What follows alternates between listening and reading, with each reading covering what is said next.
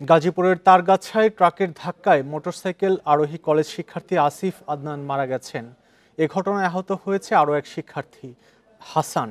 তারা দুজনই কবি নজরুল সরকারি কলেজের ছাত্র। স্বজনরা জানান, ভোর 5:30টার দিকে মোটরসাইকেলে করে দুই বন্ধু ঘুরতে বের হয়েছিলেন। তারগাছ এলাকায় পৌঁছালে দ্রুতগতির একটি ট্রাক তাদের ধাক্কা দেয়। পরে গুরুতর আহত অবস্থায় ঢাকা মেডিকেলে নিয়ে গেলে চিকিৎসক আসিফকে মৃত ঘোষণা করেন। আহত হাসানকে জরুরি বিভাগে ভর্তি করা হয়েছে। নিহত আসিফ সিদ্ধিরগঞ্জের সানারপাড় এলাকার পরিবারের সাথে থাকতেন। তার মরদেহ ঢাকা মেডিকেলের মর্গে রাখা হয়েছে। এরই মধ্যে বিষয়টি সংশ্লিষ্ট থানায় জানানো হয়েছে বলে নিশ্চিত করেছেন ঢাকা মেডিকেলের পুলিশ ক্যাম্পের ইনচার্জ।